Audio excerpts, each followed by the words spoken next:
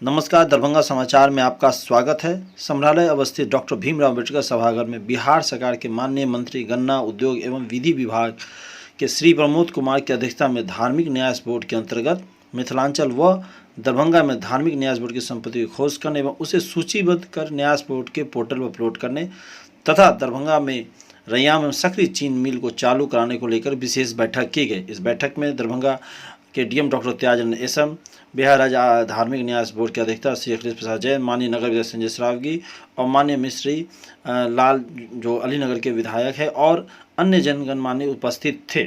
इस बैठक में खास तौर से धार्मिक न्यास बोर्ड की जो ज़मीन होती है उस ज़मीनों को सही से नाप करके अपलोड किया जाए, अतिक्रमण मुक्त कराया जाए और ख़ास तौर से चीनी मिल को तुरंत से तुरंत चालू कराया जाए, क्योंकि वर्तमान में जिन इन्वेस्टरों ने इसमें इन्वेस्टमेंट किया था चालू करने के लिए उनको डिले हो गया और जिसके वजह से वो पैसा सरकार के पास प्रॉफिट में आ गया। लेकिन इसके लिए दोबारा से टेंडर जारी किया जाएगा, इसको लेकर खास बैठक की गई। आइए सुनते हैं कि बैठक में और किन बातों को लेकर के किया गया और कैसे ये आगे कार्य चीनी और किस तरीके से दोनों चीनी मिल को चालू कराया जाएगा।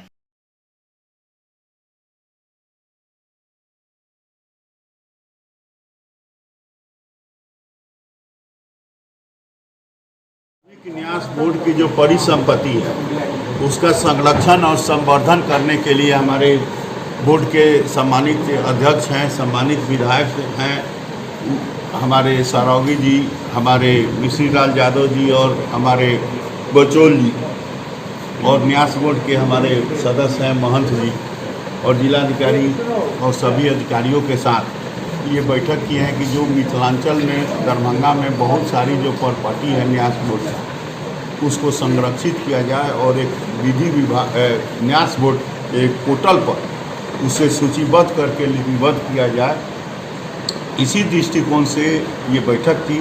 और दूसरा रैयाम और सक्रिय चीनी मिल जो बंद पड़ी और जिसको जो इन्वेस्टर थे उनके द्वारा समय पर काम नहीं किया गया, इसलिए उनकी राशि जो फॉरफिट हो गई, सो अब नए निवेशक के लिए नई नीति के तहत उसको आगे बढ़ाने के लिए आज यहाँ बैठक किए हैं। इसी उद्देश्य से किस तरह से कार्य प्रक्रिया में आएगा और क्या दिशा निर्देश दिया गया? अभी हमारे अधिकारी प्रथम फेज में बहुत सारे जानकारी दिए हैं। अभी 1 महीना का समय दिया गया है, 1 महीना में और इसकी तहकीकात करके और सूचित करेंगे।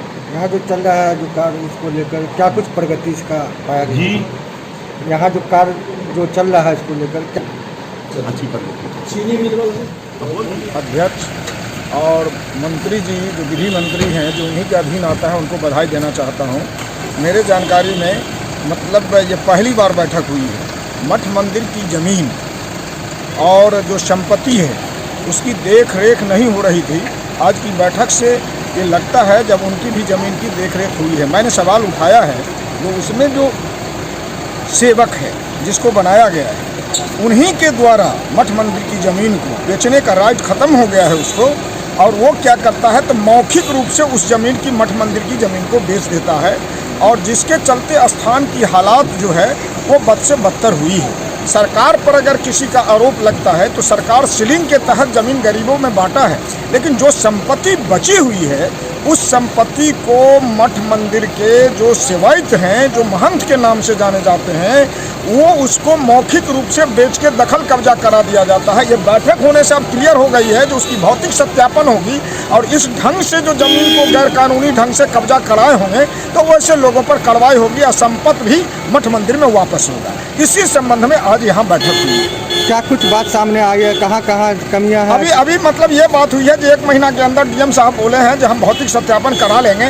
जो पहले जो ज़मीन धार्मिक न्यास बोर्ड के तहत लिया गया था मठ मंदिर को उस समय में कितनी ज़मीन थी और सरकार जितनी ज़मीन सीलिंग में ले लिया है, बाकी ज़मीन जो बचा हुआ है वो मतलब मठ मंदिर के अंदर है कि नहीं, या जिनके कारणों से गलत ढंग से उस परिसंपत्ति हस्तांतरित हुआ होगा उसकी हम भौतिक सत्यापन करेंगे और उस पर हम कार्रवाई करेंगे। विधायक जी जमीनों का जो है डिजिटलाइजेशन हो रहा है तो लोग अपनी अपनी ज़मीन की चिंता कर रहे हैं, लेकिन जो भगवान की ज़मीन है, ठाकुर जी की ज़मीन है, उसकी चिंता कोई नहीं कर रहा है। तो उसके लिए विधि विभाग चिंता कर रहा है। पहली बार विधि मंत्री जी आए और पूरे मिथिला में जो मठ मंदिर की जो ज़मीन है, न्यास की जो ज़मीन है वो कुछ लोग कब्जा कर लिए, कुछ लोग बेच लिए, उसकी चिंता हो रही है। ये बहुत बड़ा काम हो रहा है कि सभी को उन ज़मीनों का डिजिटलाइजेशन करके जो 1952 में क्षेत्रीय सर्वे हुआ या 1908 में सर्वे हुआ, उस आधार पर